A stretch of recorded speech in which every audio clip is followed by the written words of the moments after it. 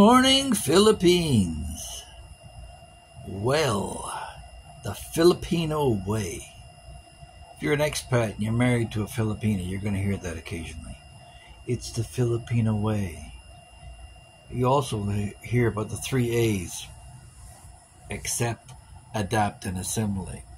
But here's the thing that I got sitting in my craw.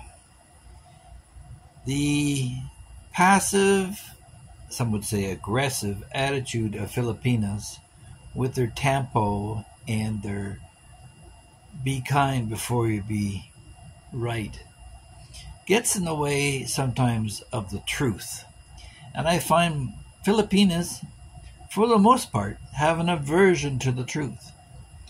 And anybody who's been in any kind of rehab or addiction training or had to deal with a crisis within their life, they've been taught the process of recovery, and it starts off first with denial, and then there's resignation, acceptance, and renewal, something along those lines.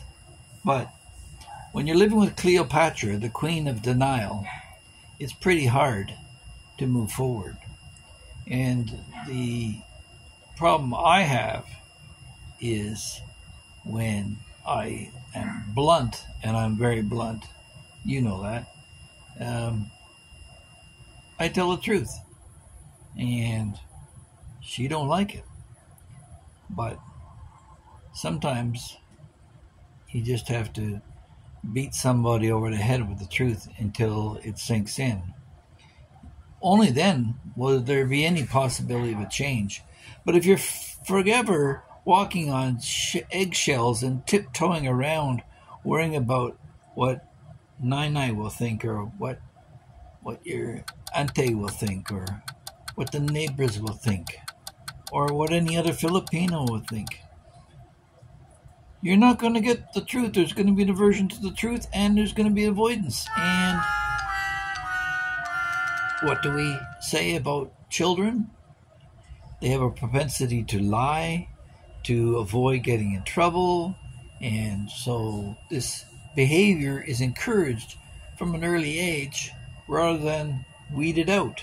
In the West, and the result of several centuries of war and men being trained in the military to overcome emotion. In fact, that's the measure of a man in the West, is a man who can control his emotions. It doesn't matter how strong you are or how popular you are. It's how you can control your emotions when under threat. And with all that, you come to the Philippines, to an area where people are saying, no, you're allowed to be emotional, but just do it inwardly.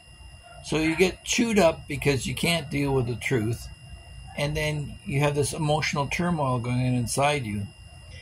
How does anyone ever grow up and face the responsibilities of life? Now, I'm not here to preach to the Filipinos, and everybody's individual. What I'm saying is that amongst the young Filipinas and Filipinos, is that if you could take it upon yourself to be courageous and see your flaws and your faults, then you'll be able to advance in life. And you don't have to broadcast this all over the place that you're going to be doing this as part of your development regime. Just quietly take counsel that if you can accept the responsibility for your emotions and acceptance of the truth, while of course continuing with the Philippine tradition of being sensitive to other people's feelings. Because even in law here in the Philippines, it doesn't matter if you're telling the truth or not. You can still be charged with slander because you hurt someone's feelings or affected their reputation. Well, maybe they've done something that deserves their reputation to be tarnished. It's their reputation. They should be guarding it. As I said to my teenage daughters years ago, you can't go down to that boy's house tonight. No, it's after dark. You know, what will the neighbors think? It doesn't matter what your intentions are. You don't go down there alone. They didn't listen. So guess what? That's their reputation. And here in the Philippines, you've got to be aware of this because you can serve jail time for telling the truth. So be careful out there. But my only counsel here is to the Filipinos and Filipinas is that if you yourself as an individual can be honest and accept the truth without any bitterness or solace in having some form of vendetta or revenge amongst those who inform you. Because the fact is in life, your enemies will teach you far more about yourself and your character than your friends ever will, because your friends don't want to hurt your feelings. And if everybody's having fun and being friendly in the Philippines, what does that account for personal growth? So I'm just asking you to consider this as a possible way of exceeding the development of those around you. Because if you can keep your head while those around you are losing theirs, then you are a man, my son. Now I want to leave something for you foreigners as well. It's not just about the Filipinos. And for this, I want to ask all of those of you who have OCD, obsessive compulsive disorder, to take a serious look at living in the Philippines before making the big step. Because here in the Philippines, while it is more fun in the Philippines, it is not more precise. It is not cleaner. It is not on time. It is not something that you're going to enjoy if you suffer from this condition. You have to go with the motion of the waves that are around you and be able to accept the Philippine life.